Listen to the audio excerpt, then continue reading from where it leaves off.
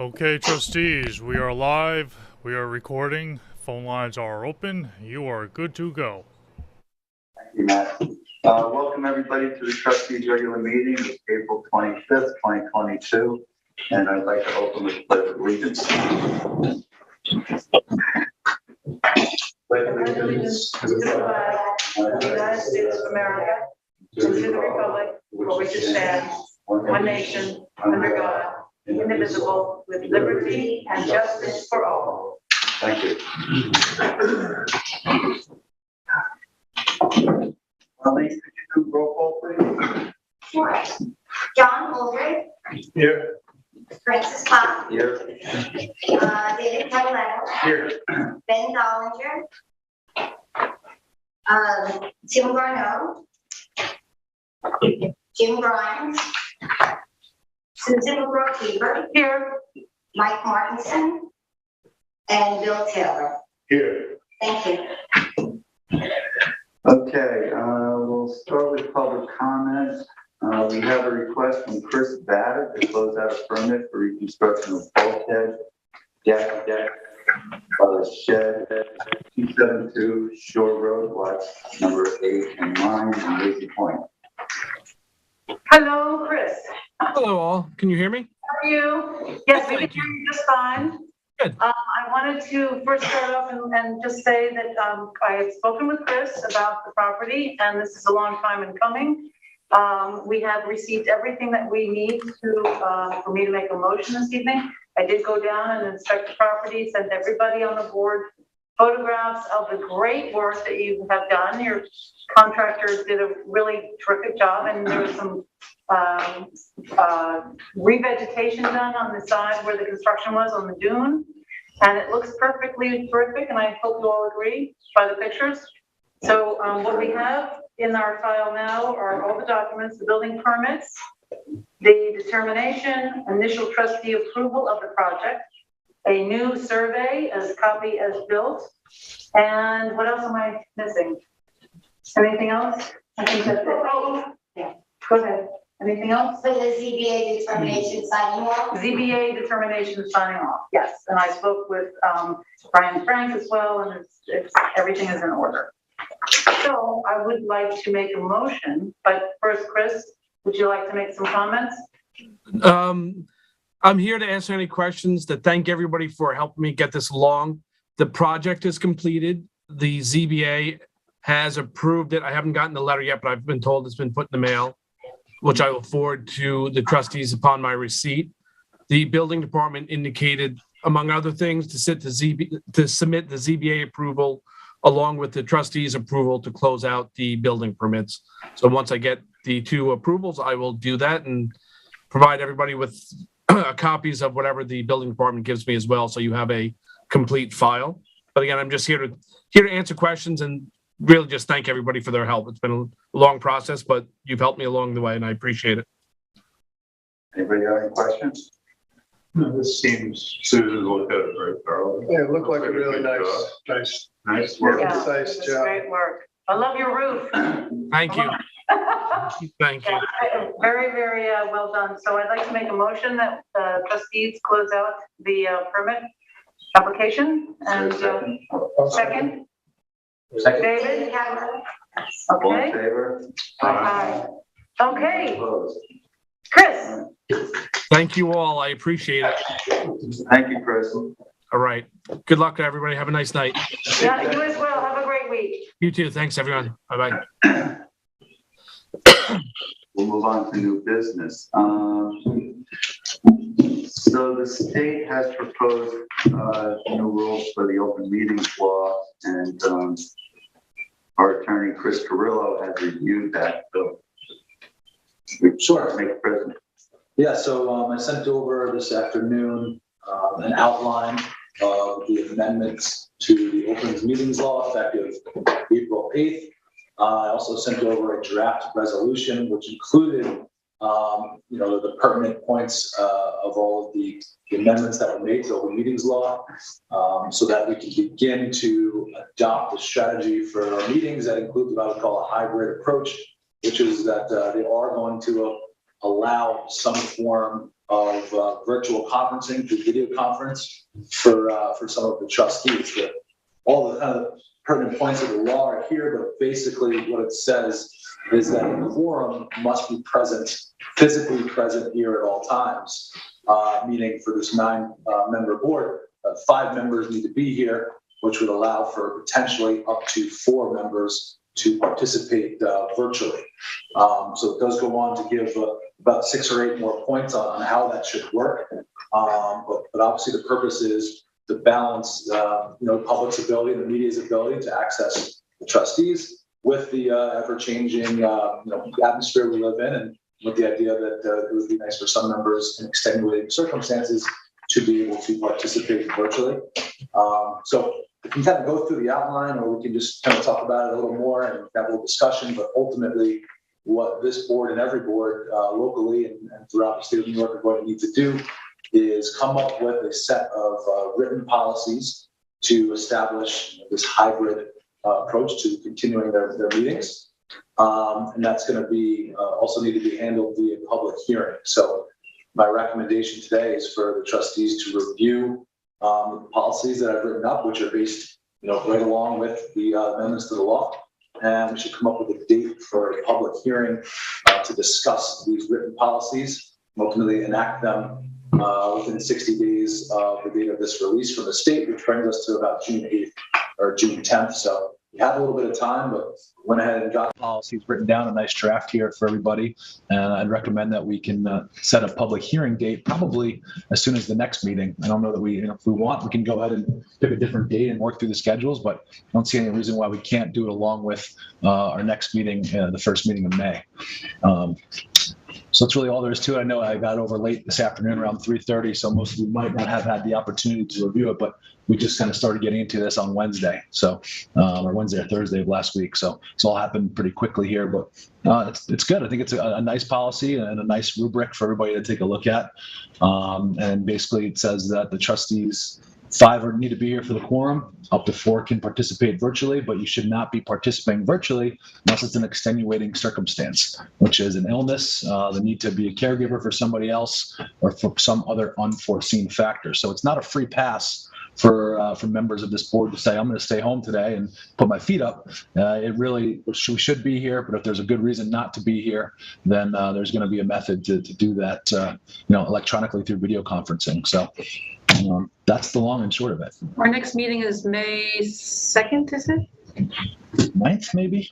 May not. May 9th. 9th, yeah, May 9th. Yeah, I think it's a good policy. I think it gives us flexibility in case COVID returns or there's other extenuating circumstances. One question I have, if somebody's away, California or something, does that count? Would that not count? Or, I mean, how rigid are the standards, I guess? Well, ultimately, the standards say that it needs to be some sort of, again, like extraordinary extenuating circumstance, and they list out those different circumstances, which is illness, caregiving of another, or some other circumstance. So there is an other category. I don't think the drafters of the amendment really meant this to give sort of a carte blanche for travel and vacation and all that, but it's up to each individual member to make that decision based on their individual situations and health. And if somebody's unable to be here for a certain reason, they can cite that reason and participate virtually, as long as we have a quorum here. So what's listed here will be the extraordinary circumstances. I think there's more leeway than that. I think the way it's written,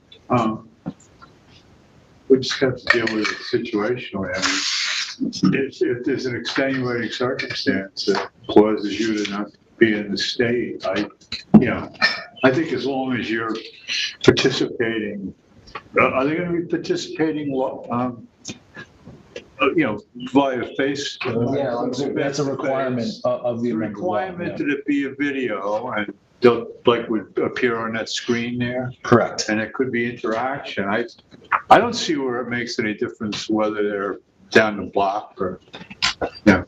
Yeah, I don't think Someplace at a wedding or. it's not for us to decide whether or not somebody's out of town, but You it know, does it list. depends these. upon the importance of the meeting and a lot of other things. Are these circumstances something we came up with, or are these from some, No, these came directly from the state. Law. Yeah, they came directly from the state. So what they did with this amended law is they basically set the guidelines for attending, via virtual conferencing, and then opined that each board needs to set their own written policies. And what they did was ultimately set sort of a guideline of the policy. So what we're tasked with doing is coming up with a set of written policies that conform to this law and these guidelines that they've put within the amended law.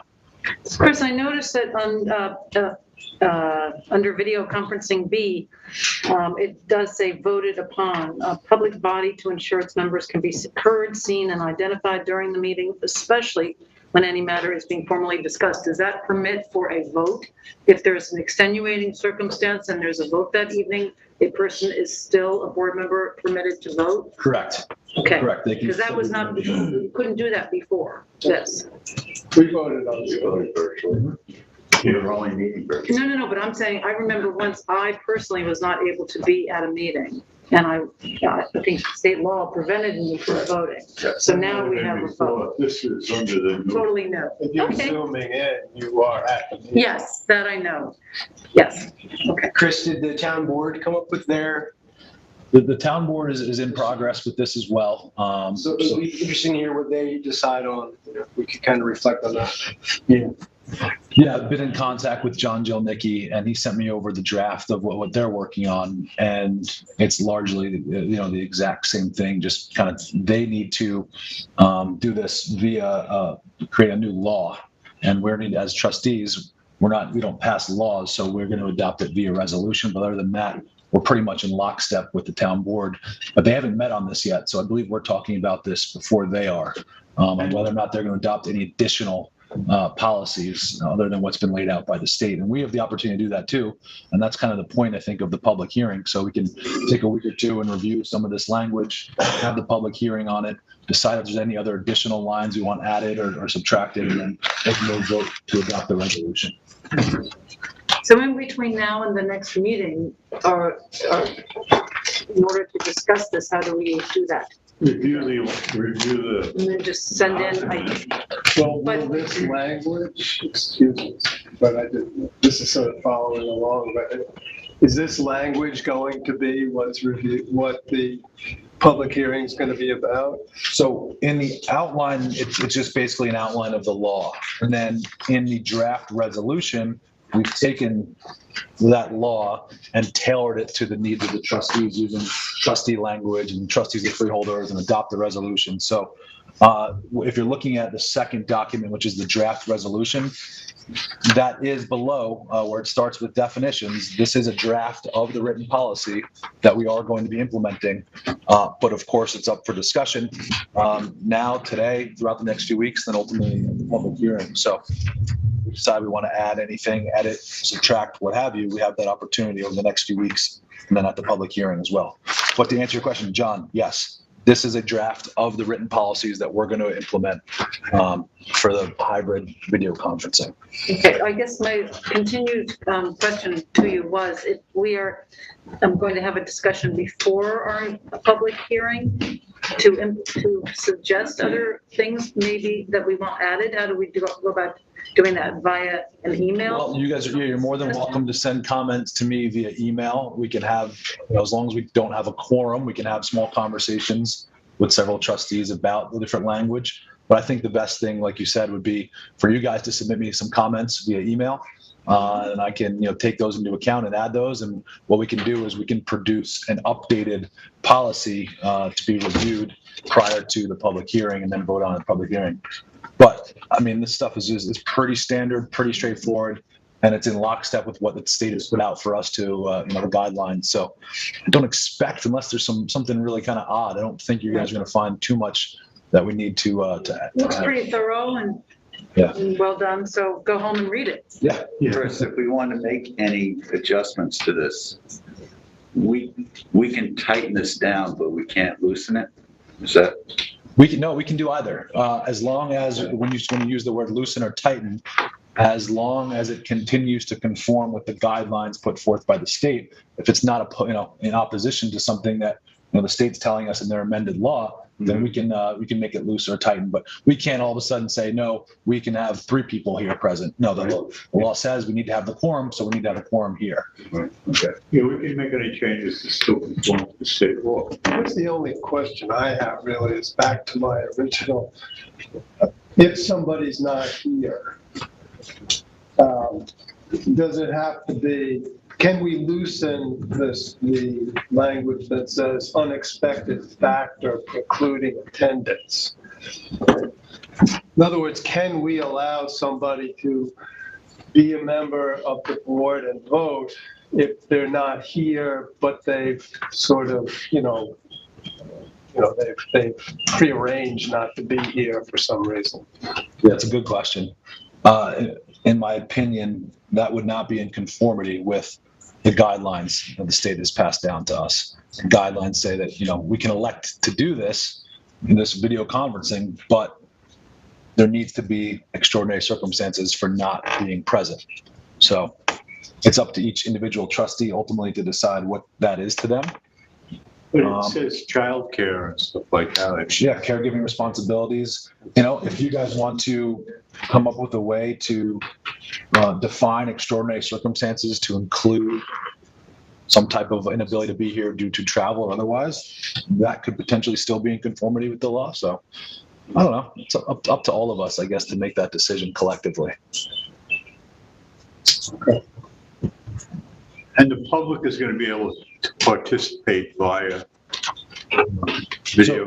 So it's a requirement of these guidelines. You'll see in here as well that if we are allowing a member of the board to participate virtually, we also must allow any member of the public to do the same. So the public should at the same time be able to either show up here physically and participate and comment, or have the same opportunity virtually to do that as well, which seems like through LTV in the last few months, we've developed a nice ability to be able to do that. So I don't think we're having any issue doing that. Well, we also see for Arlene and for Allison, there's several guidelines to what the notice for each meeting now needs to include. It does need to include notice that there's going to be a virtual component to this upcoming meeting and things like that. We have to have the meeting now live onto our official website within 5 days. We need to keep it on the website for a minimum of 5 years. So there are some additional guidelines that the state has for us if we do decide. Now, again, this is discretionary. Do that, by the way. Yeah, we already do it. We already have the official website, so we're in good shape. It's also discretionary. You guys get together and say, this isn't for us. We want everybody here. You have that opportunity as well. There's no requirement that a governing body or a board elect to do this. It's a discretionary decision. If in the event a board decides to allow virtual conferencing, these are the rules you got to follow. So if we pass this, we can then go back to person-to-person meetings at our discretion without changing this policy? In other words, if we pass this, so we have to have 5 members present, 4 members can call in. 6 months later, we decide we really would rather have everybody here, or you're just not here. June 8th, it has to be everyone unless there's an emergency declaration, right? Yeah, but that's just saying that there's a 60-day leeway period to put these written policies in place. That's to put policies in place. Once we make a decision on whether or not to elect into this type of hybrid approach, if 6 months from now it's not working for us, there's no reason why we can't revisit it and change these policies. We just have to have a set of written policies in place. It can be a working document that we look at every year, every 6 months, or whenever we need to, and update, our policies. So no, we're not locked into it for, in perpetuity. Apparently, but if we wanted to change it, would we have to have another public hearing and stuff? Would there be a process? The law doesn't state that, but I would recommend that's probably the right way to do it. A superseding resolution, something like that. Mm-hmm. Yeah, this is a little like new ground, so yeah, it looks. I think it's a really nice, simple, well-defined policy. The draft that was put together seems to cover all the bases. It seems to be. Yeah.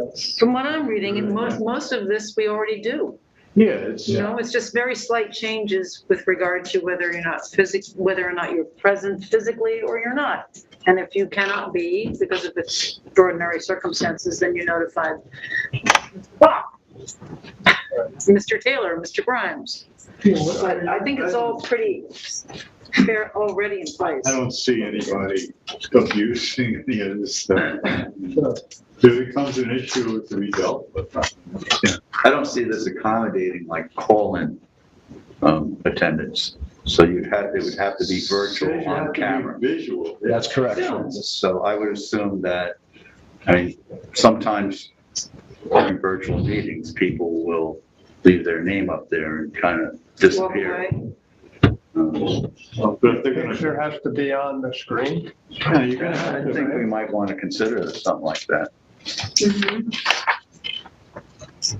Well, no, I think that Don't have internet. we've always had a policy that you can call, if we've had a policy and we allow people to call in, Right. then members of the public can still be allowed to call in on the Right, phone. but I'm talking about board members.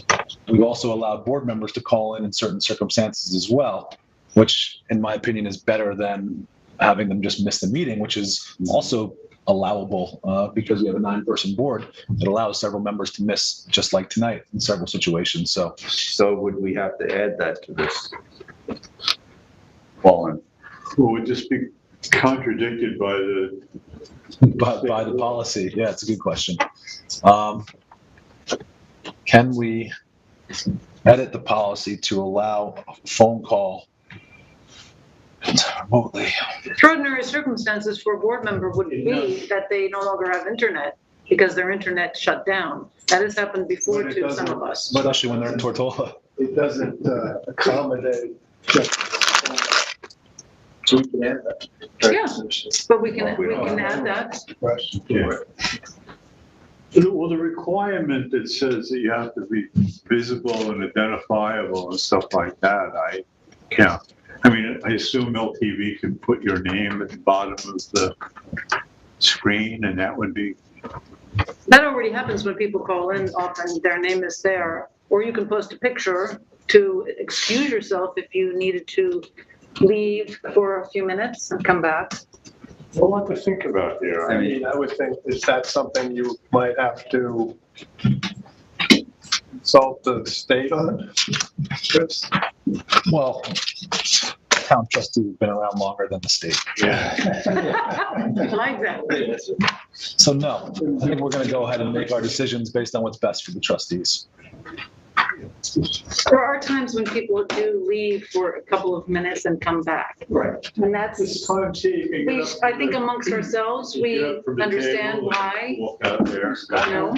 Thank you. Yeah, Yes. well, that's different. And we've all attended Zoom meetings, not just trustee Yes. meetings, but any Zoom meeting where Somebody puts their name on. Charlie's here, but he's not here, you know? So Rick used to, often be on the phone because he didn't have Right. a good connection. Right. And it was the only way you could attend the meeting. Right, And that wasn't, that was allowable. I mean, nobody told us on it. yeah. So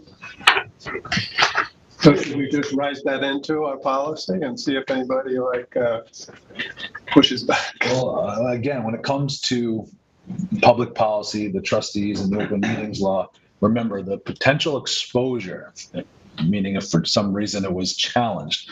The downside to those types of things is always what that opens up the trustees to is the opportunity for a member of the public to challenge maybe any type of decision that was made while using some type of policy that maybe was not authorized under the law. So that's always the exposure in anything that we do that, if there's some sort of challenge, that's the downside. So to me, oftentimes that's not exactly jail time.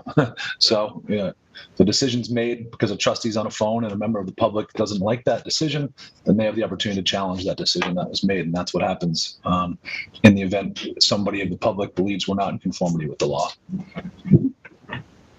Chris, Yeah. Yes, Arlene. we're only gonna have maybe 5 days of it posted in the newspaper for May 9th. I don't know if that's enough time. We usually do 2 weeks, so we can submit it, public notice to the newspaper on the 28th. It'll come out, May 5th, and our next meeting's May 9th. Yes, but we would be posting, Oh, we can be posting it as of today everywhere. but Good. if we make That's fine. changes, it's not what's going to be posted. And Okay, remember, we only have until June 8th, and then this will all be moved. Correct, Chris? Well, Unless things change in Albany. we are tasked with having our written policies in place, meaning they've been discussed at a public meeting, and the resolution have been adopted by June 8th or June 10th. I think I saw June 8th, but I got to have to I'm looking review. at June 8th. Yeah, I put down Time, June 8th. 60 days until Yeah. June 8th. So we do need to get the public hearing in and do need to adopt the resolution. Yeah, safety. Yeah, it's good. We meet every 2 weeks. It's going to come up quick. I think, Susan, we can still get that done if we can get this thing posted. we can post it on our website and send it to the newspapers and the town hall bulletin, everything we can do. Perfect. We can make changes after a public meeting. Yeah. These are sent to us by email, correct? Yes. So I can download them and Yes. post them. And they should go on the first page of our website? Yes. Okay. So I'll try and see what I can do tonight. Right, well, it should be posted after you guys decide, right? Are you leaving everything that's in the current resolution present? You're not amending it? No. Okay. We're not amending it now. We may decide to amend it after our public hearing, after a discussion on it. Should we have a draft watermark or something in it? We can just say. We can just say draft. It won't post with draft water So- on it. I would be posting, so we're posting this one on the official? Correct. The Because we're not draft, posting in the not other the one outline. The outline is just for our review. for us. Okay, all We're right. So posting- I'm going to do this tonight. I'll send, I mean, can I send you the updated one? I updated the Yes. template so that it's in line with all the other resolutions for Yes, can you 2022. just say updated? Yeah, I'll send that to you tomorrow morning. Tomorrow morning, okay. Yeah, is that okay? Okay. Oh, Yeah, absolutely. because it's formatted like the rest of the 2022 resolutions and on different letterhead with the correct updated All website right. I information. will do my best to get it up. If I have any problem, I'll be calling. You got it. Okay, thank you. so what we can do right now is, the first two paragraphs I have here are a resolution to set the public hearing. So my thought was, we can go ahead, and I'm happy to read it or anybody else, but we can go ahead and adopt the resolution right now, setting the public hearing date. Francis? I don't have that here. So, right here. It's the first three paragraphs of the notice of public hearing.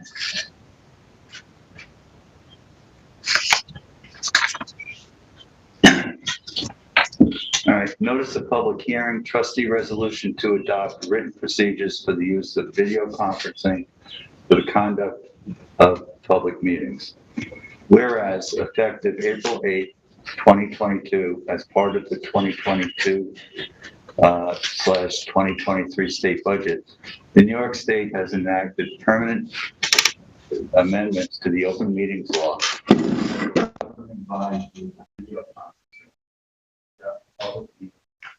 Designed to ensure public, immediate, direct, in-person access to government officials with the goal to balance both interests by enhancing the ability for governing bodies to operate remotely while simultaneously protecting the public's right,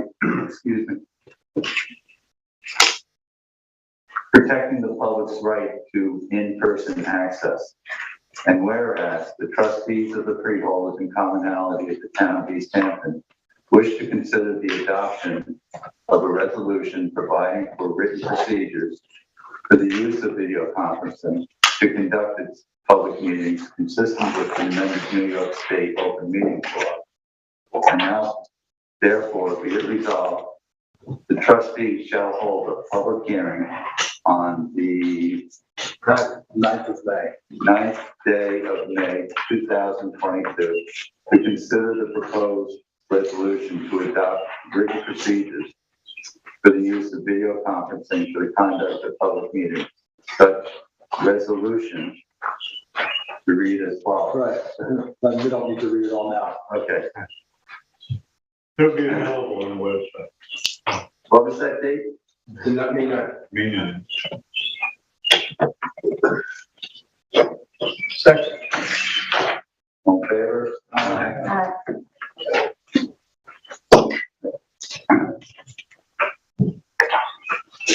Thanks, Liz. You're welcome. Thanks, Chris. All right, move on to the next report of showing and aquatic inlet. Who wants to discuss that? Can you put that up on the screen, Allison? Yep. Yeah, several people in town, natural resources, harbor masters, some other people, and I was included in it, that, I also that. there was a complaint that, the other one, it had two pink circles. Certainly. That's a picture that was taken before we bridged. I know, this is just, she described the the shoaling, and we asked her, actually Tim Treadwell asked her to put it on a location on just Google map. I've been down there and I looked at the channel and it seems to be in fairly good shape. I haven't been through it with a boat, but Nobody's done. it's Sounding. But Tim will go down there and they'll do soundings with their boat. She has done soundings and, has talked about how shallow it is, and two, one off the tip of Girard right there and one out, in the bay. I saw the channel runs is pretty straight and it's only about 30 feet wide back. So I mean you have to be dead on. And, there haven't been any other complaints, but I don't know how many other people are going out. It's not heavily trafficked right now, but it is a Suffolk County project. Suffolk County dredge project. And there's something the matter with it. It should be addressed to the Suffolk County Department of Public Works. Not to overly complicate this issue, but today there was another call to the office about perceived shoaling in the Northwest Creek inlet, which I haven't really looked at. And that is another county project. That's another county project, but they're only going to do one a year. And they just did this one last year. They did this last year. There's a current picture in a report we got from the windmill. They have a progress report, and there was a Google Earth map in there that was created, and it looks like it was created early in 2022. Does it have a date on it? No, but it does say 2022, and that large tree that flew in there over the winter is visible. And that was 2 years ago. Yeah, but it's where it is now up in the meadow. Well, but you can see the difference in the channels, and it is a 22. I mean, the Google photo is identified as occurring in 2022. The videos you took, I mean, you're down there all the time. Is that, in your estimation, is that shoal that you video? I don't recall seeing that much of a shoal in the past, the recent past. But it has. We're near a low tide, so. It was a low tide. The dead low tide, that I've seen it like that, where you can see where, I mean, that whole road used to go almost to Girard Drive. I've seen it with pieces of the road on top of that shoal, but it's been a long time since I've seen it. No, we had some really good low tides. I think what we have to do is, go out there and do it report. You have to do the sounding. Yeah, they'll do that, and I guess we probably need to get together with harbor masters and natural resources and talk about, what our request to the county might be based on, Now, Northwest is the inlet itself, county park, part of county park. Yes. Yeah, it's a county project. So if there are complaints with that, it should go to the county directly. The county's probably going to ask us and ask. I think we have a hand in requesting dredging, and that's one of the request areas. And, I mean, the county technically, I think, owns the bottomland, but that we do have the right to mooring, so there is an interest there. Mhm. When was that dredged last? A while ago. But they That's do it. been a while. I think that might be next on the list. They were running into problems that time with finding places to put the excess sand, stuff like that. Their area over there, where they put it is, On the Barcelona side. yeah, it's really full. Have they been putting it on? Did they put it on? I thought they kept putting it on the top of the hill. They put it on top of the hill, yeah. And that's on the east end. That's on the Yeah. northwest side. I think it Well, I thought they pushed it over to the Barcelona side last time they did it. might be. But that beach has got to be bigger on that. It would be good if they could. I don't know what they did because last. Maybe years ago, maybe. They're all bound by the permits. We gotta change it. They have to. Yeah. I think it's more than 8 years. Yeah. So we're gonna have somebody, The harbor masters will go down there and do something. So. I don't think anybody's doing competition. There was a guy coming in yesterday, Yeah. so we could always interview. Yeah, yeah, I think we would have heard it. I think that you have to be really familiar with that. I have a boat on the trailer, about a half mile from that ramp. Yeah, no, I mean, You want to launch it? We can go tomorrow. Yeah, it goes. You have to go a long way before you make your turn to go out. Yeah, so if you're not commonly, If you're not familiar, it's you easy run to think into that. something's filled up, but Yeah. it could still be open. And it's very narrow. They used to have a couple of buoys, well, sure, a little bit. Yeah, I spoke to Ed Michaels about, and he said something about they took those buoys out a while ago. And they haven't replaced them. I'm not sure the status of that. Why would they do that? Oh, no. The buoys are all supposed to be licensed by the Coast Guard. Yeah, I got the impression it was a little bit of a, if we tell people where to go and they run around, it's our problem.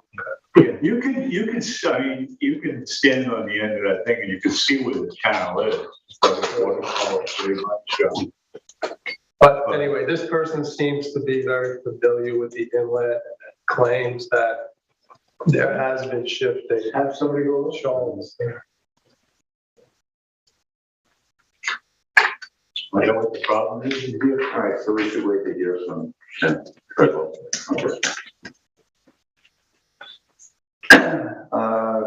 Next, we have kayak vessel ID stickers. And these are great, by the way. Yeah, Allison. Really good idea, Allison. Thanks. Welcome. If found, sticker with the name, the telephone numbers and addresses, and also the warning signs, sticker. This is something that the harbor masters have been asking us to do for quite a while. Make sure all the com- The Coast Guard also Come around and ask us to do this also.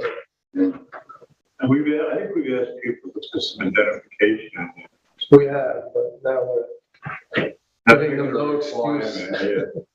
It is part of their application. They are required to put their ID and contact information on the inside of the vessel as of last year. If it's in the vessel and you find it laying up on a beach someplace, you don't have to assume that you're. How many boats do we have in our program? We have 200 kayak spots. So there's 200 kayak spots. So there will be about 200. I think we should get 200 and then some. Yeah, they don't look like they go What bad. was your order? 150? I'm gonna order 150. I can order however many you guys would like. I just estimated at 150 because there are some people who have already put them on. Some people have ordered stickers on Amazon. Some have found the Coast Guard stickers. I have made attempts to get the Coast Guard stickers sent to us, but have a hard time contacting somebody to do that. So this is where we just made up our own. Well, we get the 200. There's no date on here, so they're good forever. Mhm. So if we're gonna go through this next year, I'd say if there's a less cost per volume. You get 500 or something. Yeah, you guys tell me however many. Under $500, right? Yes, so the total, Total for 283. that's for both types of stickers, the warning stickers, which John asked me to order, and then the other ones. 62 cents each, so you get 500 of them. 500 of each That's label. about $300. So the warning is also a sticker, Yes, and that goes on the back? No, Yes. that would be, we usually have checked the kayak racks a couple of times in the summer. And anytime we find a kayak with no permit on it, we'll Put the sticker on. Oh, yeah, You're probably only gonna need a couple hundred of them. okay. Yeah. Yeah, I don't remember how many we ordered last time, but they went quicker than I thought they would. I remember. Settlers Landing has 6 I stacks, think I think. 200 is plenty. And there were a lot of people who had the wrong sticker on from years before. okay, so 500 of the ID ones and 200 of the warning stickers? Yes. Okay, Thank you, Allison. And there was a question, Allison, of whether we should charge for these. Yeah. I think that was the question you had. that was something that had come up, yeah. If you guys say no, then it's no. I think right now, we pay enough for the car. Yeah. And I think if you start charging for the sticker, some people may say, well, I'm not gonna buy one then. Yeah, and if you charge for the warning, that's kind of a fine. That's not gonna get over the law. They should be $25.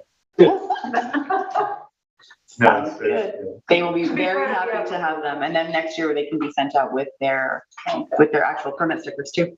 All right, thanks. Thanks, Allison. You're welcome. Might move on to old business. CARP update and a letter of support discussion. That was some harrowing report. Pretty harrowing. Yeah. Move back. I had a question on the related committees, boards, and departments in the report. There's a section, related committees, boards, and departments. And the trustees aren't on it. And I'm not sure why. Is there a reason for that? Francis is on. I noticed you're on. On next ratio, Right. we don't have voting rights on this. We're just looking for support. I mean, the boards they have on this list are ARB, Licensing Review Board, Planning Board, and ZBA. They've got, about 10 committees on here.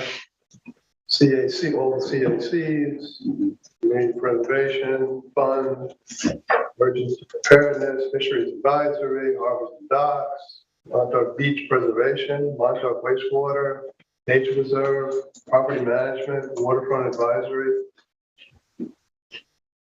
It seems to me, I mean, we own the beaches and we own Lazy Point, and they're all sort of hotspots of this Oh, yeah. plan. Yeah, I didn't catch that. But we should When certainly you look at be named in that group. when you look at the main categories of the things they're trying to consider, part of them is pretty applicable for us. Very helpful. Mhm. I agree.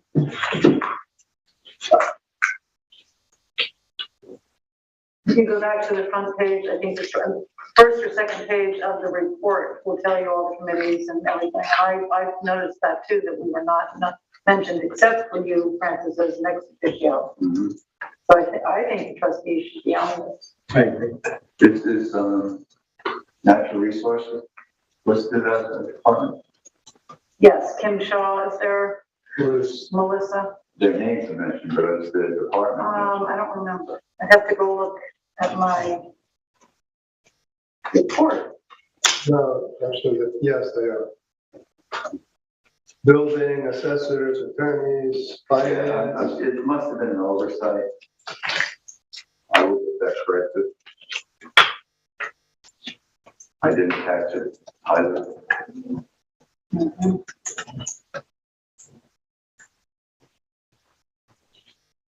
But the question though is, do we want to sign a letter of support for that? I think we should, It's already posted, whether we sign it or not. Yeah. but I think we should request that the trustees be added to it. Right. Yes. With that said, yeah, we should. I mean, the report itself is very detailed. It's a very good analysis of what comes, what we can expect, what the situation Out is. here, it's gonna be one of the biggest problems we face, yeah? Mhm. I agree. It's comprehensive. The problems are defined comprehensively. And some of us did attend one of the meetings, and I was at that meeting, and I don't know. I was in the table with the Lazy Point people. Yeah. Everybody, I understood the problem and acknowledged that the problem is looming, but nobody really wanted to give anything up. No, nobody wants to think about it. Well, nobody wants to make a sacrifice today. It's gonna happen in 25 years. I mean, I think the date it could be as soon as 2070, but they're looking at a later date. But as soon as 2070, if weather conditions and coastal erosion continue at the rate it is now. This could be your report. it's, all of these things are good things to look at, But If you look at the one map. object of it, to me, seems to be to do something. Oh, absolutely. And Act. That's where it's tricky. well, Yeah. that's fine. There's a fantastic story in the Times today about how, people keep putting all these problems. Keep saying we're gonna fix things in 10 years when it's absolutely impossible. By writing reports. Well, we're gonna have to take a cold, hard look at what are we going to do with Lazy Point? I know. I mean, And I'm glad that the way Chris wrote our lease law, we have the absolute ability to make the hard decisions if somebody gets, damaged. Yeah, I mean, Well, communities all over, it's. are changing the way they approach this because it's not just looming, it is here. It's happening. Yes, and it's happening all over the world. People are migrating. Oh, absolutely. Well, we have the issue of bulkheading, repairing bulkheading. And nobody wants to say, well, no, I'm not going to protect my property, I'm going to let it be demolished. A lot of the stuff, the first rule of navigation is you gotta start from where you are. That's what you gotta do. And Well, the question is, people have to be willing to retreat. For us, on this little island, it's where can they retreat to? I think it's the government has to have the will Yes. to insist on certain things. with the first. And it's not going to be a very popular government that does. No. It's like raising taxes. I was on the first LWRP thing, and that was one of the things that came up. We have to put an area in there for people to retreat to. And you have to put incentives in. But, like the motel owners in Montauk, you can see that, people are paying to be next to the ocean. Mm-hmm. And they don't want to hear about, if you had all these up by the library, you'd never have, you'd have a couple hundred years before you had to worry about getting it one direct. But they're not going to be able to get $600 a night for, it's an incredibly complicated process. Yes. Nobody wants to forfeit business-wise, and so I think they're looking at it, I'll just ride it out until I can't do any business here. But, government, I agree with John 100%. Government has to make a decision, but then you have the pushback where government should not be in control of taking my property either. We're sort of being asked to approve study the problem at this point in time. So, I don't see There's nothing in there that says that this is what's going to happen. Basically it's saying we need to create a plan and put it on the shelf when we need it. And think about this. I just sometimes wonder if we should be putting all the money that we're putting into things like this into a fund to buy the land, that's gonna have to be. We already have. We do something on it. That was one of the things we did. We do a lot of studies, and we study and study and study until it's upon us. The things do incrementally get done. It's my thoughts are, when you buy a waterfront property, you take on that risk. And when you don't want to take on that risk, you buy up on the hill somewhere else. I remember when it was this close to passing.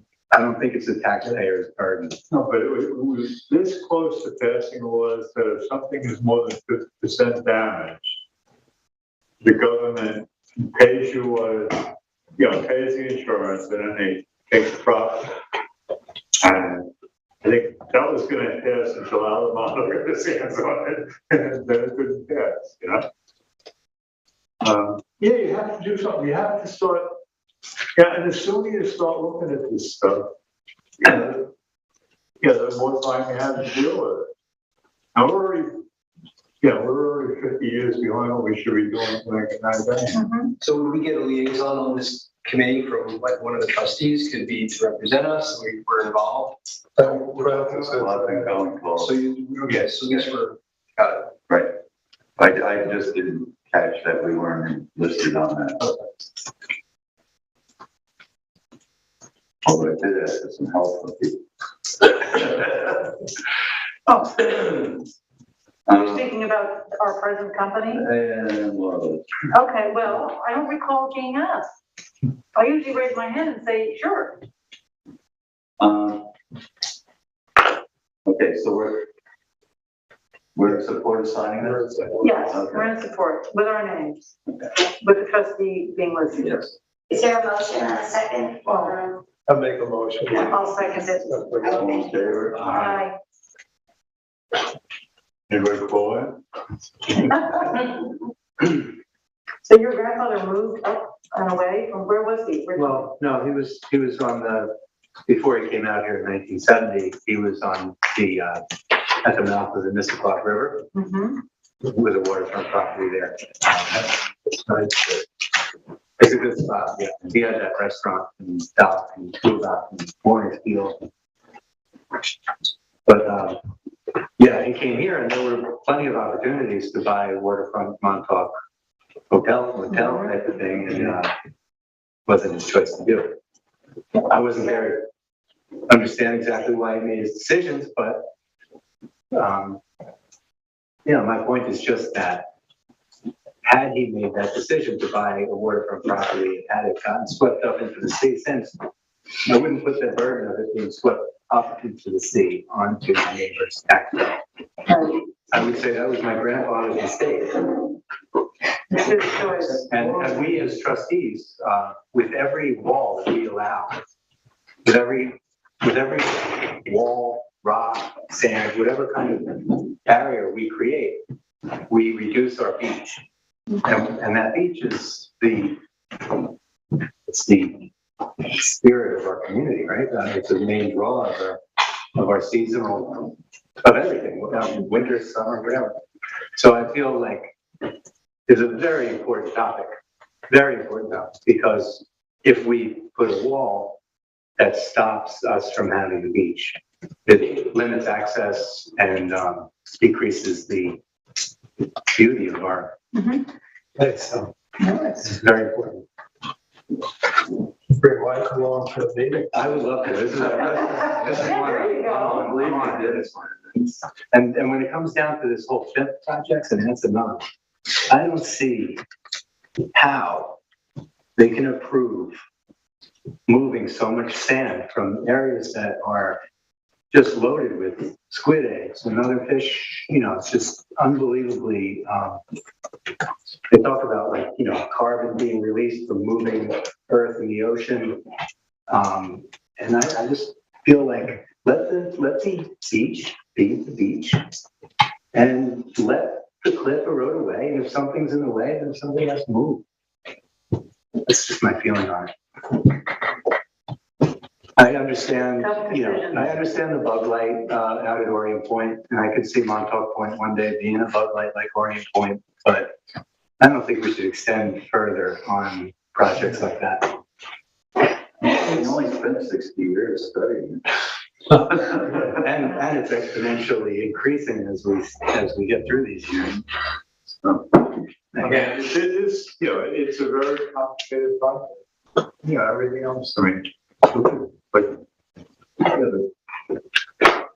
just energy and stuff like that, Yeah, it's just, everything gets a thing. I mean, nobody can ask a couple million people to sit in coal for 15 years while you figure out what you're gonna do, By the time we get through the figuring things out, we'll be falling away from the global warming, and we'll be crashing into a new ice age. Yeah, well, I could very well, nobody knows. All right. Well, I know my house is 42 feet above the sea level, and I'm 76 years old. You should be sitting in But not in your backyard. All right, let's move on. I can, look, 2022 pipe and global monitoring. Yeah, I went over this last meeting, but it might pay to go over it again, just. we have a meeting coming up this week on the piping blowers. That There is, a meeting on there is Thursday. a training. Are we getting maps of where the nests are or anything? I think it was a couple of years ago, we used to get updates. Yeah, we got. I haven't heard anything about getting maps. There's probably no nests yet. This is about the incidental. I don't know, The last I sign up as a monitor. Yeah, they look for monitors. Oh, I put that all over This is social all media. about. I've posted I'm that gonna on skip on our this. social media and to our website about the volunteers from the town. So I have posted it a couple of times to get people interested with the stipend Was there and, any result? well, I wouldn't know because they'd have to call the number on the thing, but I have been sharing it on social media and it is on the website, so if people want to sign up for it. It's there. When is the date? The date? Just to review again, it's, there's, basically, it's a period from end of April, probably to roughly the end of July, maybe a little bit into August. And then in the beginning, the birds are nesting. The nests are identified by natural resources. And then the monitors are given the maps of where the nests are in the different locations. And they're asked to monitor those nests once a week. And that's a relatively quick procedure when the birds are nesting. Might take a half an hour a week. Once the eggs hatch and the chicks are running around, it might take a little bit longer. Again, it's a once a week monitor, but it may take an hour or more to make sure you see all the chicks and note what's there and what's missing. And then once the chicks fledge and are able to fly, they're no longer needed to be monitored. There could be sort of lag periods where a nest is lost for some reason and then the birds re-nest. So Yeah, if they re-nest, it can last until into September. They retreat. We should follow them. They don't retreat. They build a nest in the same spot. Oh, in the same spot? Not on the same. Oh, I thought they moved, they got wise. Now, if something gets wiped out, they'll nest maybe, I think they'll re-nest like 3 times. well, it depends. I mean, basically, depends on how much food they have to eat and stuff like that. But they'll re-nest once, some of them will re-nest twice. But in the same spot. Not in the same spot, but Nearby. the same general area. Okay. Well, I thought they And, were. this protecting a nest is actually something that started a long time ago with the trustees because the federal government was going to close all the beaches to drive. And we had a big powwow and we came up with the first concept of volunteers, monitors, to think, I remember it was so long ago, everybody gave report everybody in little instamatic camera. Mm-hmm. In the boxes, Little right? Yeah. Because for some reason, nobody had cell phones. It's 25 years ago, whatever. But they, the people did a nice job, and they managed to. I remember some of the volunteers, they're still here now with children, grown. Yeah, I know, it's a nice thing to do. Mhm. Yeah. So there's also the community service credit able to be given for this monitoring activity, and there's a stipend available also. You're supposed to get like a letter that, I mean, this should be something that might be helpful on college. And Might this be something that would be appropriate for a high school student in an environmental organization? It's an age factor, I think. High school is a little problematic with transportation. And If they're 18 though, they might have a license, senior high in high school. I think we pretty much should want people to be able to drive and meet any public safety concerns that town attorneys might have. Oh, well, at 18, they would be qualified to do that. They did the mosquito larvae water It should sample. Right? probably be fine. It should be the same thing, yeah. Mhm. so there are 2 training sessions for monitoring and stewarding threatened and endangered species. One is tomorrow, April 26th, and there's an identical one on May 24th. And where would 9 to people go? 12 on a Zoom conference. Okay. They can get the information from our website or by calling our office, 631-267-8688, or calling Natural Resource Department, 631-324-0496. And just finally, we the trustees are talking to Hampton trustees about pursuing a biological assessment program with the National Fish and Wildlife Service to pursue an incidental take permit to allow the emergency opening of Georgia Pond to mitigate potential harmful algal blooms in there. So our participation would probably benefit that effort.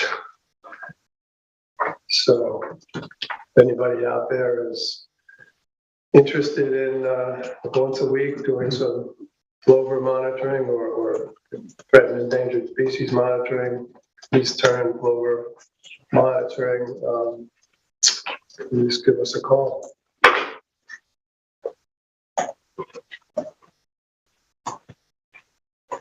And that's that.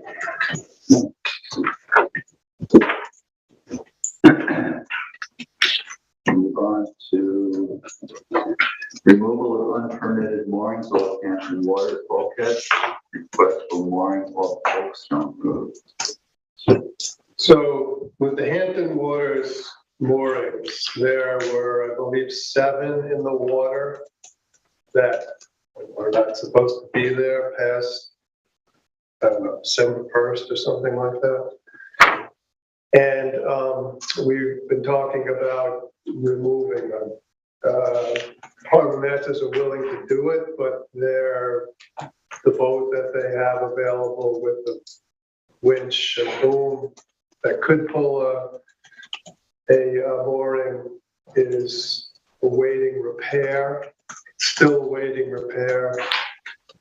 Allison got some prices for this moorings being pulled from private contractors, and 2 private contractors each gave a price of $400 per mooring to remove it, which would be a decent expense. Is there anything in our mooring permit applications that would make the owner of the mooring responsible to reimburse us? That would make I sense. don't know how that works exactly. I know there's an impound fee. There's an impound fee for vessels. I'm not sure that includes mooring. This is probably, you think it's $200 or something like that, Yeah. what trouble for. There's a line in our, in the agreement that states that they would be responsible for fees and But those are charges permitted incurred. No, these are, we don't know. We don't know who owns them, we don't have any paperwork. I think I sent a video out of Why the would it cost to moorings. put a boom on one of our boats? What about, have you talked to the hatcher? It would be expensive. Does this some The hydraulic- hatcher go? the hydraulic lift. Well, Tim is willing to do it. Roughly, It's just a matter of when the parts come in for their, Are they ordered oh, they've been ordered. They're one of those or supply chain? supply chain things. I could do it. Oh, okay. I have the boat. Get it out. And simply, I can go out there and get the step. Just cut that, we could just cut the wall. Anything happens. I'm not sure that would be, We don't need short. How would you littering? Probably. well, I don't know, Chris, maybe you can, should we be doing this with our own? We do know. I mean, we do have a, We do know at least one person there with the, right? I know, One homeowner? we know the 3 that are permitted, yes. Right, The other ones we do not know. but the ones that are permitted that are still in the water are part of the 7. Permitted. Correct. So those people still have to would have had to take their buoy out. So Correct. 7 unpermitted or 4 unpermitted? There were 8 total, 3 were permitted, 5 were unpermitted. And the 3 that were permitted, I have spoken with them about the fact that they need to be taken out every year, that they probably should be inspected. One of the permit holders just got brand new tackle and equipment last season, which is something that we have allowed them to do in the past to keep in. So it's the other ones, whether or not the trustees would like to tell them that they need inspections. As we had. I think the safest play for the trustees is to go ahead and hire the licensed contractor to remove them, have the insurance and the capabilities. While it'd be nice for just have Mike go out there and do it, probably better off going through the right way of having somebody do it who's, are licensed and insured to do that. And then ultimately you'd be impounded so that in the event these people show up to obtain them, then you would say, well, here's the cost to the trustees and a fine. And if you want to properly legalize them, then you have to pay these to get it impounded and set up your licensing. Maybe you don't even allow them to do that, but that's probably the best way to do it to avoid any legal exposure or any issues or injuries or any wear and tear on the nice new boats that we have. But I think we should set up somebody who's set up to do this. Yeah, you get a kind of, would it make sense to put a notice on that this mooring is here illegally and will be removed on? Yeah, Warning sticker? my thought, this was like our second or third notice right now, public hearing. We've been talking about this for several meetings now. My recommendation was to have another conversation today. And I mean, it's that's kind of the end of it. basically all property. I don't think we really have to do that. I mean, it is in the wording. Yeah, no, it's in our It regulations, has to so be out, it's in the code, maybe, can we get a price on 4 of them, or is it? package deal. That'd be 1,600. Right? But I mean, it's a lot of money. I think they're probably not that big or more. Probably not. They're probably like 100 pounds if they're that, I mean.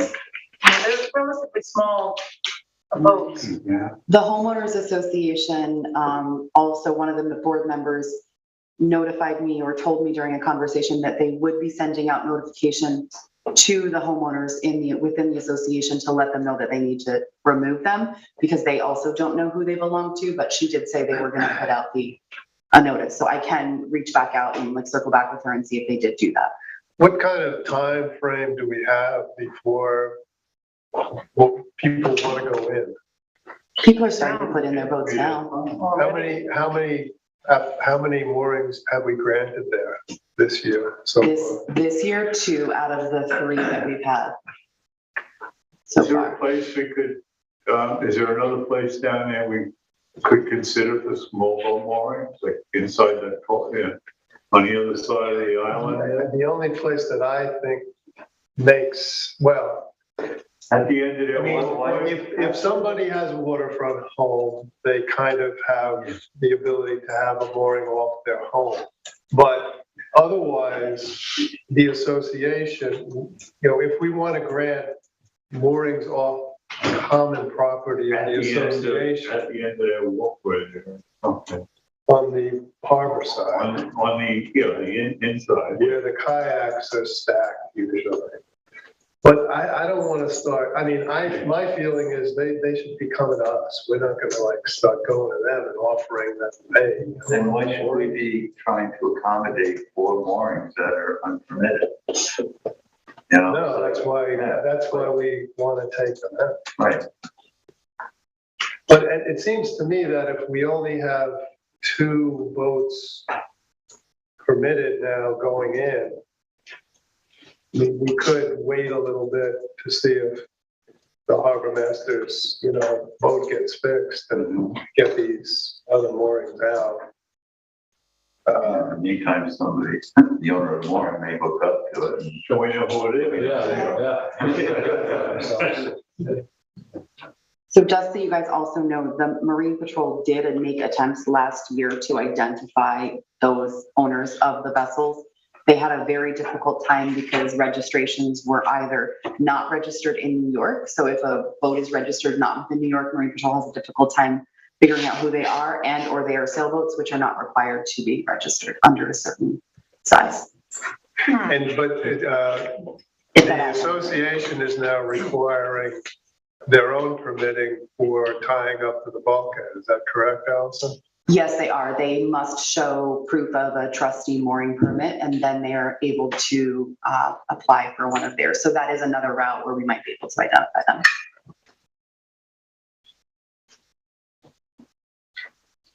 So the consensus is to wait for Marine Patrol. Give it another couple That's weeks. what I would say. Marine Patrol has but 1 boat No, One boat that's capable of. doing, okay. Probably on a heavy duty electric one, yeah. I'm sure you can get these things out. Yeah, you just tie to them on the bow. I would. Yeah, you Put it can forward and push, bring it to the shallow water. Yeah, but I don't know. And they're very It's with the trustees, they're really good. contract with conflict. And we should negotiate a little bit. In 2 weeks, see somebody wants to take all 4 of them, but $500 bucks. 100 per Well, they're right next to As is where it's for sale. Yeah. All right. Rising Fund, scholarship. Oh, wait, sorry, there was another, the Folkestone Road in. was part of that. Request for more folks. So we had a request for a mooring off the Folkestone Road in. I talked to harbor masters about that, and they have a meeting periodically, and they discussed it. And their recommendation would be not to start granting moorings off road ends. Again, if somebody has a home, typically they're granted a mooring off their house if they want one. And then we have mooring fields in the harbors for people that don't have waterfront homes. But the feeling is that, technically the water off the road end is sort of public, but there's a really limited kind of space between where the public land is and the private land starts, and then what kind of access people are looking for at the road end. And Is there parking available as well? yeah, No swim there, so there could be a lot That's of a big plan. potential conflict. So it's probably, they felt it's not some road that we want to start walking down. So.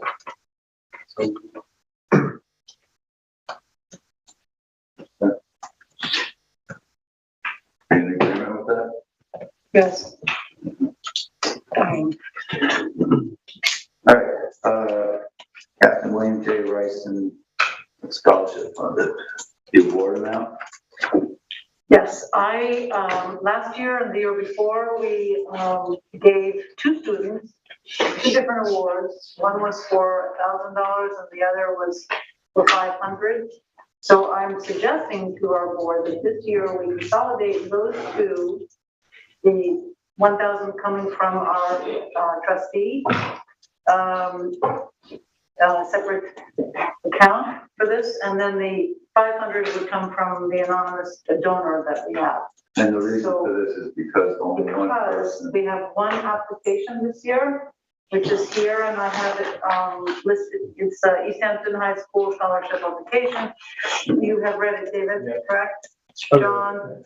So it's been in the conference room, and I'm happy to give this to you if you want to read it. It takes a few minutes to do, and then, I don't know, are you going back to the office at any time? Should I just bring it back to the office anytime? Yeah, I think Okay. that's fair. And Bill, have you read it? You've read it? I haven't. So we'll bring it back to the office. But that's my reason for consolidating the two. And obviously this person, took time to do the application for us. I've read it.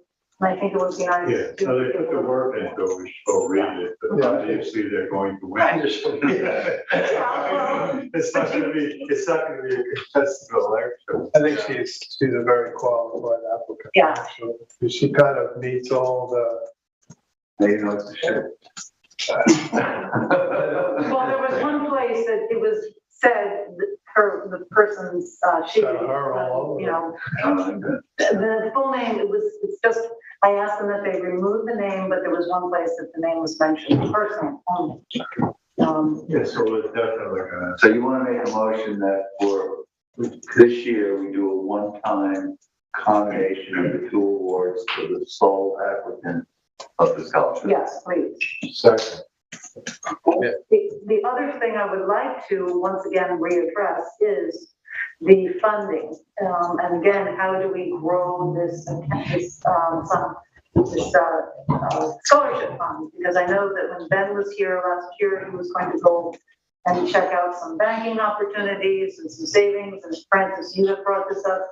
Jim has talked about. I put an offer on the table. I've actually found a place to put money, but no, Yes, you brought it, but it was right, but like 2 nobody years wants ago. to discuss it. Well, I do. Well, you're the only. We should be focused on growing the scholarship fund. And I, as you know, have, done what I can do, and I'm going to do the Fisherman's Fair and any other thing that pops up to raise money. When we, I attend the fairs and sell our t-shirts and sweatshirts, and whatever funding I get from that goes into that. We also have a $10,000 donation from the trustees from the dredging from Georgia Pond every year that goes in, and I at some point like to Jim's around and the rest of our colleagues to discuss perhaps maybe even raising that sum of money to be donated. That would help us again, maybe from 10 to 15. Well, I think we could probably work with that, depending on what the amount we get each year is. All right, We could do on a a scale. percentage or something like that. I think that would work. Well, they're also going to be busted money down the road. Right. So, But I think with the sand money, which is sort of, we put that in place, but we put a figure on it, 10,000. But regardless of whether we make 80,000 or 120,000, it's still 10,000. So we could put a percentage on it, and it could fluctuate with the amount we get for the sand. 85,000. Whatever the original, I guess, whatever the original amount of the sand sales Dollar amount. Now, it has gone in relative to increments higher with each year. Yeah, since it has we started. gone up. Yeah, it's gone up every year. And it's gonna go up because sand is more and more valuable. Right. You see what the town's paying for the It's about 40% since we made that resolution roughly. It was around 88,000 with veg oil and $1 million. 117 last year and 130,000 this year. So it's gone up about 40. Yeah. So I'd like to discuss this again, with Francis, with a way to create an account just for the scholarship fund and the incremental amount from dredging going into the account every year from the trustees. Yes. And also Chris is working on the charitable the 501(c) that I would like to see us, if we can, have that so that everything that goes in is a charity. And once a year, do an annual drive, like everyone else does, with a letter, you know, suggesting that they'd like to give us a donation. That would be terrific. And again, strictly for that fund. So this is a bigger proposal, So but we'll have that conversation, okay. but we still need to vote on that. Yes, and so I'm going to make a motion that we will take the $1,000 and the 500 and a total of 1,500 for this applicant for this year. Okay, so one time. Yes, one-time award for this year. Sole applicant. Yes. Yes. Yes, thank you. Okay, so you're Thank you. making a motion. I made the motion. Second, all in favor? Aye. Thank you very much. Now, with that, several months back, I had a conversation with David Rattright, who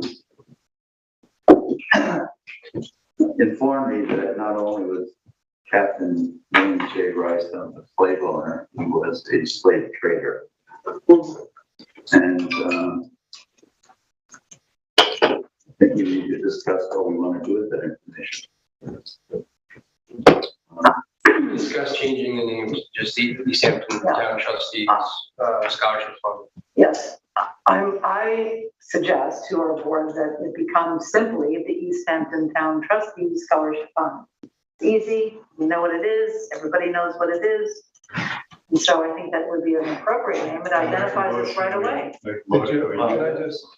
I thought I recall somebody telling me that there might be some discussions with the Eastville Historical. That's my feeling. I think that we should open up the conversation to that community. Well, I think we should bring in the Black community and yeah, absolutely. I mean, to me, to just change the name is literally whitewashing it, you know? Well, no, I'm just saying what I thought. But we already have a motion on the table to change the name. I don't think that, No. for me, that's not an appropriate approach at this point. I agree. I think we need to have an open conversation in public about the feelings about this.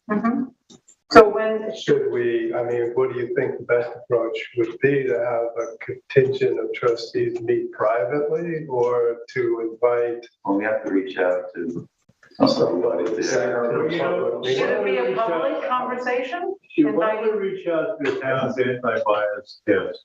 No, that's absolutely wrong place to go. Yeah. The Sacramento Historical Society. Yeah, I think that's. Well, isn't there an Eastville? Yeah, they have the museum over there. Right. I mean, that's right in Risen's wheelhouse. Right. Yeah. Right. You know. But what about East Hampton Town itself? Don't we want the community to be part of this I public think we're hearing? talking about preliminary discussions. Yeah, I think. Okay. Well, I could look in, because I'm an East Hampton Historical Society member, you know, involved with that stuff. You know, I just give a talk on this, and so I could try and get in touch with Eastville Historical Society. Is David going to be publishing more stuff on this? David, he's been moving all along. No, they've been having public conversations. Yeah, they've been having conversations, and has he brought this one particular issue up? Oh, yeah. I mean, Yeah. in the paper, or? There's been, recently I saw at least 2 letters referencing that. Does anybody understand the history of William J. Rice and his connection to the trustees and the reason why his name is tied to this fund? Yes, it's on the website. He invested, He is the person who lived in Sag Harbor. He had 5 daughters. Each one of them, the mother passed away after giving birth to the last child. They moved from England to the East Coast, and he wanted his daughters to get an education.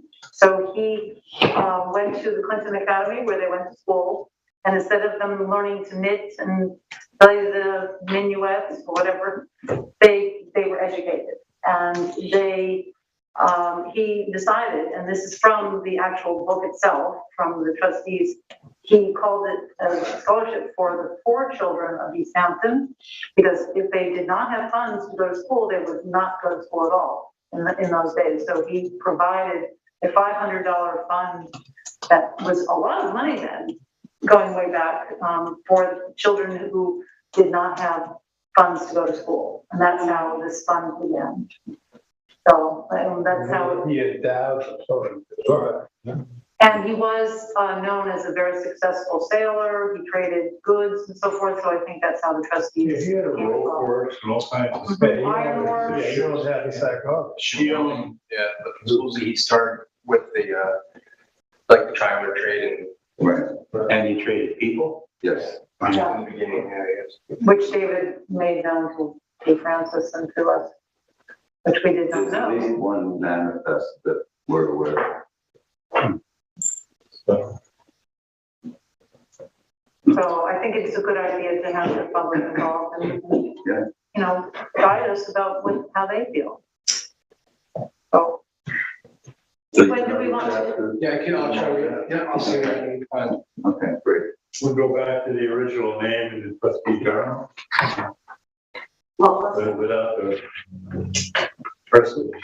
That's the fund for the education of these Hampton children. Was the fund, for girls primarily? no, it was for children. In general? Yes, but because he had 5 daughters, he, chose to have them educated, which was a novel thing in those days. Yeah, Clinton Academy was one of the only few places where girls could get a little higher education Mm-hmm. in the whole 13 colonies. Parks and Recreation Camp. Okay. All right, so you're gonna reach out to the. Eastville, Historic Society, and the Eastville? Center of Historic Society. Thank you, David. Thanks, David. Committee reports, okay, education, I, had a conversation with Michael Hampton. He's going to adjust his proposal for website management to include, 1 lesson per month and resubmit his proposal. Okay, Great. That's what I'm so by next meeting, we should have that. Okay. Lazy Point NAP, request from Charlie Whitmore to for approval to sublease his property at 192 Shore Road, Mark Webb, commencing on May 7th, 2022 through September 7th, 2022. I spoke to Charlie, we have all the documents on file, correct, Arlene, everything came through, and this is a renewal of that sublease, so everything's in place, and we just really, I'd like to make a motion to approve. What do you mean a renewal?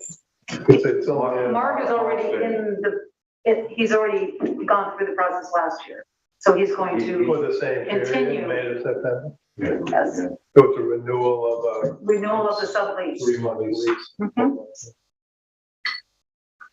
So we have a motion and a second. All in favor? Thank you. Down to administrative, payment of the bills. We have Montauk Marine Basin, $139.18 for supplies to clean the boat. Individual building supply, $258.89 for supplies to fix kayak and for the Montauk Parade. So motion. They make a motion, we pay the I'll bill. second it. All in favor?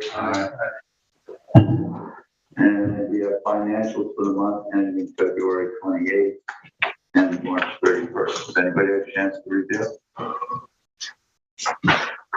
Won't it me? I'm bad with Around numbers. the table. Yeah, I looked it over.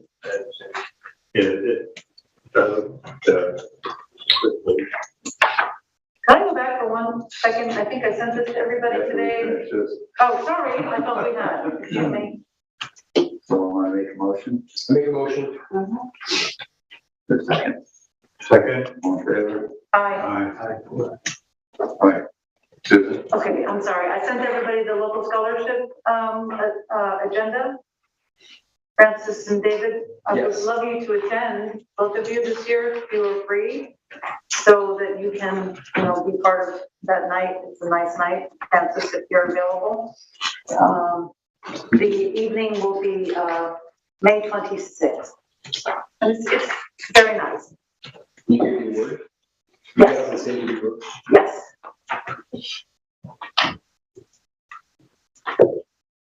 Okay, yeah, I would like to. Good. 6 o'clock. Double check that. When is this? It's May 26th. I sent everybody the local awards. And there's a little reception beforehand, and then we go and they call us up by number. So I thought maybe this year, since you are new to the board, you would like to actually give the presentation, and we'll come on with you. Okay. But if you'd like Can we to. talk about the captain? No. No, in fact, I just refer to it right now as the scholarship fund. Yes. We can go first. But I thought it would be very nice for you to introduce yourself to the school and get to be. Yeah, I would, that'd be great. Thanks. All those future voters. This is in my folder. Was this part of Northwest Hydroponic Fervor Surface Water Monitoring? Were you going to talk about that tonight? Because it's in my folder. Because we already kind of, we had the, I don't have it on the agenda. no, well, it's in my folder, so, okay. All right, and then we have minutes from April 11th. I approve them. Let them know that it looks good. Allison and Arlene. Oh, yes, I'll make a motion to approve them. The April 11th.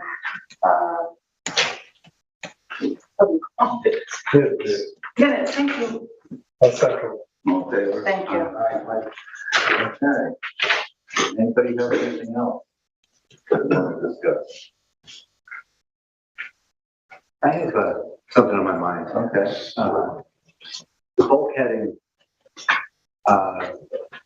between, let's say, Barnes Landing Road and North, it gets really, really high. It's a 12-foot drop if you fall off of that bulkhead when you're walking that beach. And I think we should consider, one, I want to make sure that we're protected if somebody does fall. I don't think we should be responsible for allowing a bulkhead to have been built once, but I think there should be a railing. I think Where is the property? End of Barnes Hole Road. Take Barnes Landing to the end Mhm. and make a left on the beach. Walk that beach to the Louse Point, right? That's your guy. The end of Barnes Hole Road, there's a beach both ways. Yeah, walk to the left. And then at some point, there's sort of a hill with bulkheading that I've never No, been it's able all, to walk around. oh no, my family walks that beach every day. And my dog's getting a little older and almost fell. And I was like, there's no way I'm gonna be able to get her. But it just pointed out that if it's very high, it's so high that it's an automatic airlift for the fire. Michael, you shouldn't be walking on top of the bulkhead, because that's where the private property begins. We own the beach below. There is no beach. Yeah, that was my question. You know, if you're walking on top of the bulkhead, you're sort of walking on the guys on their property. So when we permit a bulkhead, we're permitting them to obstruct public access. First of all, I'm not sure what the ownership of the beach is. And the reason I say that is the Barnes Hole Association seems to have like a kayak rack there, and it's the signs there is for the association members. No, beyond. I'm go past, way past that beach. Keep going. And the first bulkheads are reasonable. Some are they've applied to upgrade during the last two meetings. I believe we have. Down closer to the last point. Yeah. And they're the ones that have been upgraded are quite beautiful. But still, I think that where there is a bulkhead and there's a narrow pathway that's walkable along the whole top edge of that bulkhead to keep folks from walking along the grass. Now, I thought that was intended for access. There are passings about not blocking the beach. but that has to be, doesn't that has to be enacted in each permit for each bulkhead? I think we should look at that because somebody's going to get hurt one day. We have to look at each specific spot, I think on the deed or That's okay. That could be our liability. So, anything behind the bulkhead. I don't think it's all that big, but I think there was some language, in a lot of these. Rules that You say, have to allow for the public. yeah, to safely pass, egress, or pass through or walk. But yeah, there's some language in there that there should be a way to pass through, even if the bridge is gone. And if you're supposed to provide public access, it should be safe public. I agree. I mean, I guess, could we We have to look at- investigate the liability elements to the passing I way? don't think we have a liability. Well, if our permits Let's say you require have a to provide, passing way, it's still say, if somebody has to provide access, it's all still on them, right? It would be their responsibility legally, I would assume. Yeah. even if we require that, they allow the public to walk on it? Do our permits say that the public is permitted to walk on? No. My suggestion is that we include that where there is a bulkhead with a walkable top along the bulkhead, there's a railing to keep us from. No, there were places where people were required to put like steps or a ladder at each end, so people could actually. That's the way it is. Onto it and off of it. Yeah. Thank you. And there was some kind of, I don't know if it was I don't know whether what authority where it came from. We could look for it. I mean, I guess my question is, should we be requiring railings, or should we be making sure that we're not liable? I think that we're not liable is pretty. I mean, if the homeowner is liable, then it sort of would be the homeowner's responsibility Okay, to but decide if the they want to. responsibility aside, we're making them require a passageway. Shouldn't we require it to be a safe passage? I would think so and hope so. I mean, whether it's a liability or not.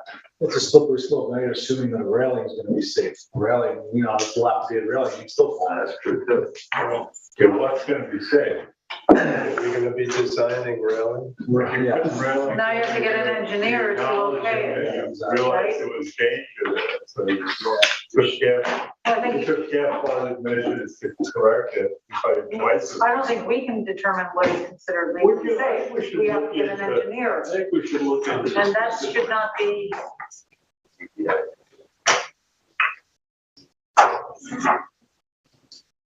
It's a report to this board of the process.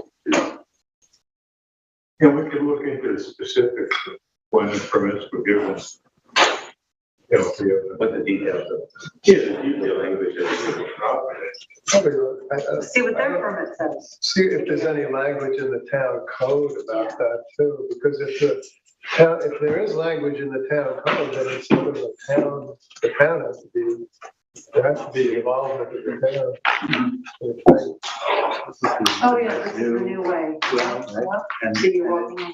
yeah, that's nice and wide, but it's still very steep down Sure. from there. Oh, wow. And That's now all it it's also, this is the one I think that the application is in for. Okay. And this is very thin. Mhm. And That's what was rickety. permitted, right? Yeah, so, you know what I mean? And it's just, it's necessary to walk here, Right. because here you'll be walking Is that on an email? grass. No, it's just a wave. It's like an email. Anyway, it's hard for me to capture the height. No, I know, I've been here. You see more from the other direction. Okay. Down there. No, I think Mike has a very good point, because it is, I'm just going straight to the homeowner, saying you're. No, I'm gonna bring it to the board. I'm not gonna go to the homeowner as. Yeah, no, but if someone else went to the, I don't know who would go to. I think, Putting their. Well, at any rate, I don't know if we could do retroactive right, the permit is in place. Right. if the permit's in place. Yeah, well, let's look at the permit, and check into whether people are required to leave the right of passage. Yeah, I'm not sure. I thought that was sort of permit by permit. there was language included in the permit. And I don't recall, since I've been on the board, really talking about passing away application to anybody. I mean, normally. It hasn't been a recent thing. I mean, everything that comes is generally just replace. Yeah. There's nothing new coming. And there's nothing against replacing, upgrading, keeping it good, but I just want to make sure that we're not on the hook and that it's a safe place for rent and it's okay to be, whether or not we're allowed to be there passing or not. If not, then the beach is closed. There's no way to cross. It's kind of a public trust. It's kind of a public trust. If you know, it states there are beach under the public trust. Well, when the beach is not there, then you're the same old question. Although if the bulkhead is only permitted with that. Right of passage, if it's in the permit. This is what happens when we book it. This is what happens when we book it. It's a bulkhead. You lose a beach, you lose the right to get, you lose a simple way to walk along the water. I think it's something that we probably look at the specific place and a specific permit and see what we got. Nature. Anything else? I'll make a motion to stop. Wait, one more quick announcement that I just recalled from an email, and this is something that I wanted to bring up specifically for the attention of the holders of food fish, commercial fishing licenses for the town of East Hampton. Anybody that has a New York State food fish license. What I've come to realize, and I didn't realize before, was that The form there for all food fish license holders to designate a beneficiary of that license. And not everybody knew about this form. And recently, a local fisherman who had a license had passed away. He had not executed the beneficiary form, and it's pretty plain in the language for this at the state level that if you don't have your beneficiary form signed with a beneficiary, then the state's going to take your license away and not reissue it to your beneficiary, whether it's your child, your sister, brother, father, whoever. So sort of a public announcement to all of our fishermen locally here that take a look at your records. If you don't have the form filled out, get it filled out, because if something were to happen to you, COVID or any type of pass away situation, you're likely going to lose the right to pass that license down to somebody. And unfortunately, it just happened here recently. I was trying to help out a local fisherman, and it sounds like the state is going to remove that license from circulation. And there's no beneficiary. They're just stopped. They just tear the license. Do not reissue it. Yeah, they just take it back, and that's it. So good thing for everybody to understand. Yeah, and when you renew your license annually, the form's not there. I haven't seen the form in years. I actually thought that I hadn't signed one. I told the state I never did that, and they just sent me an email saying, "Look, Chris, you signed this back in 2012." So 10 years ago, actually, I forgot about it, but it's an important point. Once you sign it once, it's good. It's good forever. Yeah. But anyway, public service announcement. That if you wish to give this to a beneficiary, whether it be a child, spouse, you must have that in your documentation. Correct. Of the state. Correct. It only applies to commercial fishermen. Commercial fishermen that hold the food fish license, which is a state license. Yeah. Food fish. Mm-hmm. Okay. If there's any questions, people are welcome to give me a call as well to discuss it, but it's an important point. Thanks, Chris. It could be a big thing, yeah. It could be a real big thing. Okay, so I have a motion to close. Motion to close. All in favor? Aye. Thank you, everybody. Thank you.